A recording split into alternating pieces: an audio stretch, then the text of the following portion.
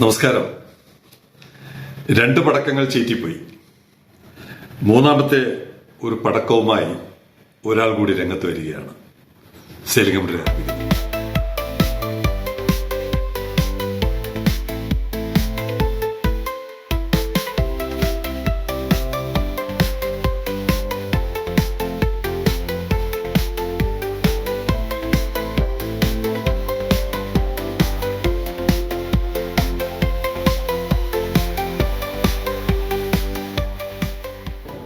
സഖാക്കൾ പിണറായിയും ഗോവിന്ദനും തെറ്റുപറ്റി.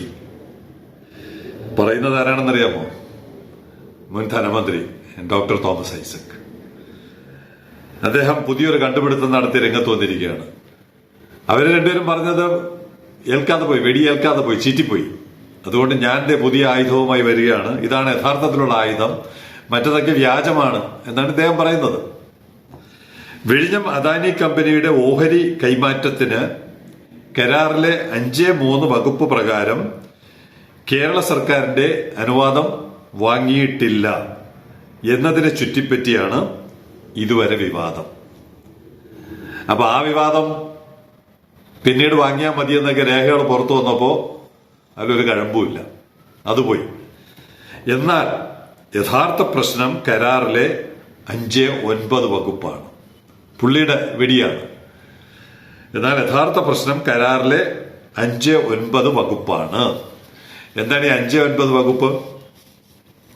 കരാറിലെ 5(9) വകുപ്പ് പ്രകാരം അദാനി കമ്പനിയും സഹോദര സ്ഥാപനങ്ങളും വിഴിഞ്ഞം തുറമുഖത്തിന് 250 കിലോമീറ്ററിനുള്ളിൽ സ്ഥിതി ചെയ്യുന്ന മറ്റൊരു തുറമുഖത്തിലും 25% അധികം ഓഹരി എടുക്കാൻ പാടുള്ളതല്ല. അപ്പൊ നമ്മുടെ സാഹചര്യം രണ്ടാമത് പറയുന്നതാണ്. ഇതുപോലെ മറിച്ചും മറ്റു സമീപ തുറമുഖങ്ങളിൽ 25%-ലധികം ഉടമസ്ഥതയുള്ള ഒരു കമ്പനിക്കോ വ്യക്തിക്കോ വിഴിഞ്ഞം തുറമുഖത്തിൽ 25%-ലധികം ഓഹരി വാങ്ങാൻ അവകാശമില്ല. ഇത്രയും പറഞ്ഞത് ശരിയാണ്. ഇത് നമ്മുടെ കരാറിലുള്ളതാണ്. അവിടെ നിന്ന് തൊട്ടടുത്ത് 250 കിലോമീറ്ററിനുള്ളിൽ വേറൊരു പോർട്ടിൽ പോയി ഓഹരി എടുക്കാൻ പാടില്ല. അവിടെ പ്രവർത്തിക്കുന്നവർ ഇങ്ങോട്ടും വന്ന് എടുക്കാൻ പാടില്ല. അത് ഈ തുറമുഖത്തിന്റെ ഒരു എക്സ്ക്ലൂസിവിറ്റി, മുന്നോട്ട് പോകുന്നതിന് തടസ്സം വരാതിരിക്കാൻ വെച്ചൊരു വ്യവസ്ഥയാണ്. അതിന്റെ വിശദാംശമുണ്ട്. ഇനി എന്താണ് ഇദ്ദേഹം പറയാൻ കാരണം? MSCക്ക് വിഴിഞ്ഞത്ത് നിന്നും 187 കിലോമീറ്റർ അകലെ സ്ഥിതി ചെയ്യുന്ന തൂത്തുക്കുടി തുറമുഖത്തിൽ ഒരു ടെർമിനലിന്റെ പൂർണ്ണ ഉടമസ്ഥാവകാശമുണ്ട്. അടിയാള സിമ്പൽ എന്ന് പറഞ്ഞാൽ MSCക്ക് ഇവിടെ എടുക്കാൻ പറ്റില്ല എന്നാണ് നമ്മുടെ ധനശാസ്ത്രജ്ഞൻ പറയുന്നത്.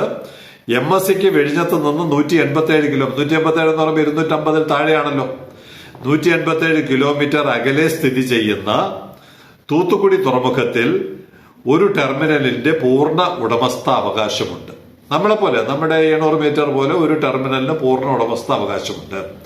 അങ്ങനെ MSCക്ക് അവകാശമുള്ളപ്പോൾ അതേ MSCക്ക് എങ്ങനെയാണ് 187 കിലോമീറ്റർ ഇപ്പുറമുള്ള ഒരു പോർട്ടിൽ നിക്ഷേപം നടത്താൻ പറ്റുക? കരാർ പ്രകാരം പറ്റില്ല. അതാണ് അദ്ദേഹത്തിന്റെ കണ്ടെത്തൽ. അപ്പോൾ ഈ കാര്യം ഇദ്ദേഹം ഇത് വായിച്ച് മനസ്സിലാക്കിയ റിപ്പോർട്ടിൽ അതിന്റെ തുടർച്ചയായിട്ട് ഇതിന്റെ മറുമരുന്ന്, ഇങ്ങനെ ഒരു ക്ലോസ് ഉണ്ടെങ്കിൽ ആ ക്ലോസിനെ എങ്ങനെയാണ് MSCയും അദാനി ഗ്രൂപ്പും അതിജീവിച്ചത്? അല്ലാതെ ഉള്ള നിയമത്തെ ലംഘിച്ചുകൊണ്ട് MSCക്കും അല്ല അദാനിക്കും അല്ല ആർക്കും ചെയ്യാൻ പറ്റില്ല. അതാണ് ഇന്ത്യയിലെ നിയമം. ഒന്നാം തരം ജുഡീഷ്യറി ഇവിടെ പ്രവർത്തിക്കുന്നുണ്ട്. കേസുകൾ ഇങ്ങനെ കൂടുതൽ കെട്ടിക്കിടപ്പുണ്ടെങ്കിലും ഇതൊക്കെ പരിശോധിക്കുന്ന ജുഡീഷ്യറിയാണ്. അപ്പൊ ആ ജുഡീഷ്യറിയെ ഉള്ള നാട്ടിൽ ഈ നിയമത്തെ മറികടന്നുകൊണ്ട് എന്ത് ചെയ്യാൻ പറ്റുമെന്ന് പരിശോധിച്ച് ഉറപ്പുണ്ടെങ്കിൽ മാത്രമേ ഈ എക്സസൈസിന് അവർ മുന്നിട്ട് ഇറങ്ങുകയുള്ളൂ. അങ്ങനെ ഈ ക്ലോസിനെ എങ്ങനെ അതിജീവിക്കുന്നു എന്നുള്ളത് അവർ പഠിച്ചു മനസ്സിലാക്കിയിട്ടാണ് MSCയുമായിട്ട് കരാർ ഒപ്പിട്ടത്. അതെന്താണെന്ന് ബഹുമാനപ്പെട്ട നമ്മുടെ മുൻ മന്ത്രി വായിച്ച റിപ്പോർട്ടിന്റെ തുടർച്ചയായിട്ട് പറയുന്നുണ്ട്. ഒന്നുകിൽ അദ്ദേഹം വായിച്ചിട്ടില്ല, അല്ലെങ്കിൽ വായിച്ചിട്ടും അതിനകത്തുള്ള സൊല്യൂഷൻ ജനങ്ങളോട്, പ്രത്യേകിച്ച് സഹാക്കളോട് പറയുന്നില്ല. എന്തിനാണ്? കുളം കലക്കണം. എങ്ങനെയെങ്കിലും ഇത് കുളം കലക്കി MSCയെ ഇവിടെ നിന്ന് ഓടിക്കണം എന്നുള്ളതാണ് CPM-ന്റെ ഇടതുപക്ഷം എന്ന് ഞാൻ മുഴുവൻ പറയുന്നില്ല, CPM-ന്റെ അജണ്ട എന്നുള്ളതാണ്. രണ്ടുപേര് പരാജയപ്പെട്ടെടുത്ത് മൂന്നാമത്തെ ആൾ തറ്റുകൊടുത്ത് ഇറങ്ങിയിരിക്കുന്നത്. ഇത് കുളം കലക്കിയേ പറ്റൂ എന്നുള്ളതാണ്. ആ റിപ്പോർട്ടിൽ ഡോക്ടർ തോമസ് ഐസക് വായിച്ച റിപ്പോർട്ടിന്റെ അടുത്ത രണ്ട് പാരഗ്രാഫിലായിട്ട് പറയുന്ന കാര്യങ്ങൾ കൂടി നമ്മൾ മനസ്സിലാക്കണം. അപ്പോഴാണ് ഈ കൊലച്ചതിയുടെ ആഴം നമുക്ക് മനസ്സിലാവുകയുള്ളൂ. ഒന്നുകിൽ ഇദ്ദേഹത്തിന് ഇത് മുഴുവൻ മനസ്സിലായിട്ടില്ല, അല്ലെങ്കിൽ മനസ്സിലാക്കിയിട്ടും മറച്ചു വെച്ചു. DBGT റിപ്പോർട്ടിലുള്ള കാര്യമാണ് ഞാൻ പറയുന്നത്. ഞാൻ കൈയിട്ടൊന്നും പറയുന്നില്ല. DBGT എന്ന് പറയുന്നത് ദക്ഷിൺ ഭാരത് ഗേറ്റ് വേ ടെർമിനൽ, തൂത്തുക്കുടിയിലുള്ള ഒരു ടെർമിനൽ. നമ്മളെ പോലെ ഒരു 800 മീറ്ററോ 600 മീറ്ററോ ഉള്ള ടെർമിനലാണ്. DBGT is not a port. ഇതാണ് വ്യത്യാസം. അതൊരു പോർട്ടല്ല, അതൊരു ടെർമിനൽ മാത്രമാണ്. നമ്മുടെ ആദ്യം പറയുന്നത് എന്താണ്?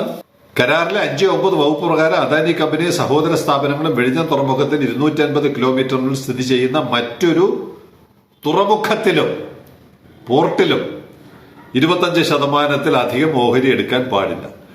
അപ്പൊ അവിടെ തൂത്തുക്കുടി തുറമുഖത്ത് 25%-ൽ ഓഹരി ഉണ്ടെങ്കിൽ, MSCക്ക് ഓഹരി ഉണ്ടെങ്കിൽ ഇവിടെ വരാൻ പറ്റില്ല.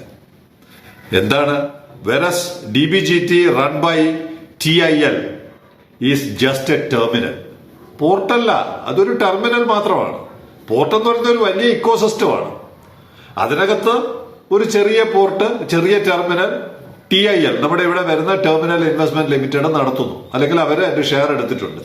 MSC ഓപ്പറേറ്റ് ചെയ്യുന്നു. ഇവിടുന്ന് നിരന്തരം കപ്പലുകൾ പോവുകയും വരികയും ചെയ്യുന്നുണ്ട് തൂത്തുക്കുടിയിലോട്ട്. അപ്പൊ ഇത് വെറും ഒരു ടെർമിനലാണ്. അപ്പൊ അതുകൊണ്ട് തന്നെ മറ്റേ ക്ലോസിനെ ഇപ്പൊ തന്നെ അതിജീവിച്ചു. Whereas DBGT run by TIL is just a terminal within state-owned Vivo Chidambaram port and not a full-fledged port as defined by the concession agreement triggering clause 5(9). 5(9) ഉയർത്തുന്ന ആ തടസ്സം അതിജീവിക്കുന്ന തരത്തിൽ ഒരു ടെർമിനൽ മാത്രമേ MSC ഓപ്പറേറ്റ് ചെയ്യുന്നുള്ളൂ. അതുകൊണ്ട് തന്നെ തീർന്നു. ഡോക്ടർ തോമസ് ഐസക്കിന്റെ വെടിയും ചീറ്റിപ്പോയി. DBGT is not a port to attract clause 5(9). It is just a terminal. Second is VOC port system is still owned and operated by VOC Port Authority and not by DBGT.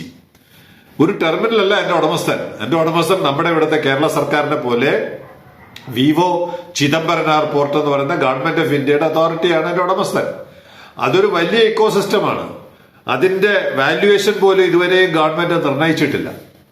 അങ്ങനെയുള്ള ഒരു പോർട്ടിലെ ഒരു terminal operate ചെയ്യുന്നയാൾ അവിടുത്തെ മൊത്തം ആസ്തിയുടെ 5%-10% വല്ലതും വരും.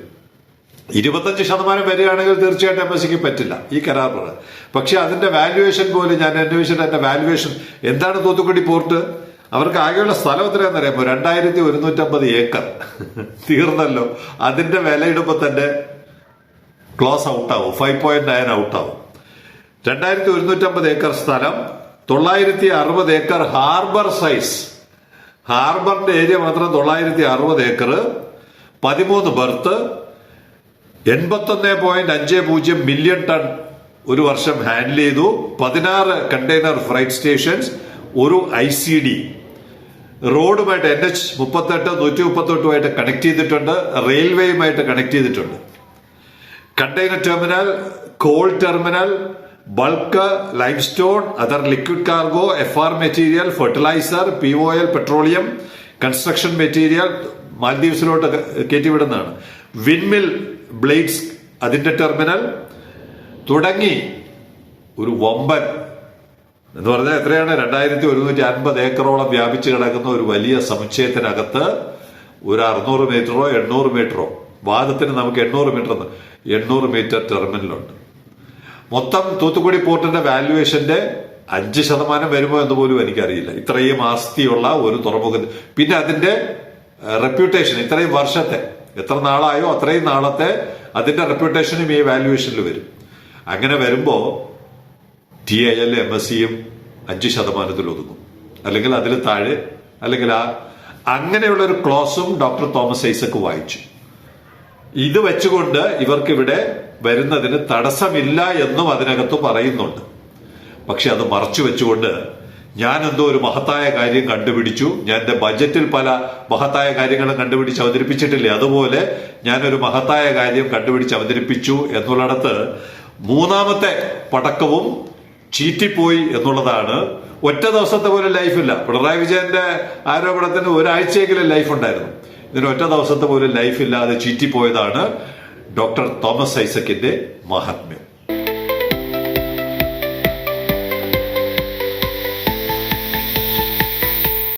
ഐസക് മഹാത്മ്യം ഒന്നുകൂടെ പറയാം. എന്നാണ് വളരെ പ്രശസ്തമായി ചില്ലിട്ട് സൂക്ഷിക്കേണ്ട ഒരു ചോദ്യം അദ്ദേഹം ചോദിച്ചിട്ടുണ്ട്. ഒരു കാലത്തും ജനങ്ങൾ ആ ചോദ്യം മറക്കില്ല. ഓഹരി കച്ചവടം വഴി, വിഴിഞ്ഞം തുറമുഖത്തിന്റെ ഓഹരി കച്ചവടം വഴി കേരളത്തിന് എന്താണ് നേട്ടം? പ്രത്യക്ഷമായൊരു നേട്ടം, ഒരു കപ്പൽ ഇപ്പോ ബർത്തിലുണ്ട്. MSC ട്രിസ്റ്റ എന്നാണ് കപ്പൽ. MSC ട്രിസ്റ്റേ എന്നാണ് കപ്പലിന്റെ പേര്. ഞാൻ നോക്കുമ്പോ കപ്പല് പുറപ്പെട്ടിരിക്കുന്നത് ലെ ഹാവ്രെ, ആന്റ്വർപ്പ്, ലണ്ടൻ ഗേറ്റ്വേ. ഫ്രാൻസിലെ ലെ ഹാവ്രയിൽ നിന്ന് ബെൽജിയത്തിലെ ആന്റ്വർപ്പിലോട്ട് പോയി, ആന്റ്വർപ്പിൽ നിന്ന് ലണ്ടൻ ഗേറ്റ്വേ, UK ലണ്ടൻ ഗേറ്റ്വേയിലോട്ട് പോയിട്ട് ലണ്ടൻ ഗേറ്റ്വേന്ന് നേരെ കൊളംബോയിലോട്ടാണ് ചാർട്ടർ ചെയ്തത്. കാണുന്നത് ലണ്ടൻ ഗേറ്റ്വേ കൊളംബോ. പക്ഷെ ഏകദേശം മാൽദീവ്സിന്റെ അവിടെ എത്തിയപ്പോഴത്തേക്കും TRV ആക്കി. MSC TRVയിലോട്ട് വിടാൻ തീരുമാനിച്ചു. ഇതാണ് ബഹുമാനപ്പെട്ട ഡോക്ടർ ഐസക് സാറേ. ഇങ്ങനെ പലയിടത്തും പോകേണ്ട കപ്പലുകളെ MSC ഈ ഒപ്പിടുന്നതിന് മുമ്പ് ഇതാണെങ്കിൽ ഒപ്പിട്ട് കഴിഞ്ഞാൽ എന്തായിരിക്കും ആറാട്ടെന്ന് ഇതിൽ നിന്ന് മനസ്സിലാക്കും. സിംഗപ്പൂരിൽ പോകേണ്ട കപ്പലും, കൊളംബോയിൽ പോകേണ്ട കപ്പലും, ദുബായിൽ പോകേണ്ട കപ്പലും, സലാലയിൽ പോകേണ്ട കപ്പലും ഒക്കെ TRVയിലോട്ട് വരുത്തുന്നതാണ് ഈ ഓഹരി കച്ചവടത്തിലൂടെ കേരളത്തിനുണ്ടാകുന്ന നേട്ടം. അത് നേട്ടം യഥാർത്ഥത്തിൽ ജനങ്ങൾക്കുള്ള നേട്ടമായി മാറണമെങ്കിൽ നിങ്ങൾ ഗേറ്റ് തുറക്കണം. നിങ്ങൾ അടച്ചിട്ട ഗേറ്റ് തുറക്കാൻ ഒരു സമരമെങ്കിലും നിങ്ങൾ ചെയ്യണം. അങ്ങനെ ചെയ്താൽ എല്ലാ കാലത്തേക്കും കേരളത്തിനതൊരു മികച്ച നേട്ടമായിരിക്കും. വരും തലമുറകൾക്ക് മികച്ച നേട്ടമായിരിക്കും എന്നുള്ള കാര്യത്തിൽ യാതൊരു സംശയവുമില്ല.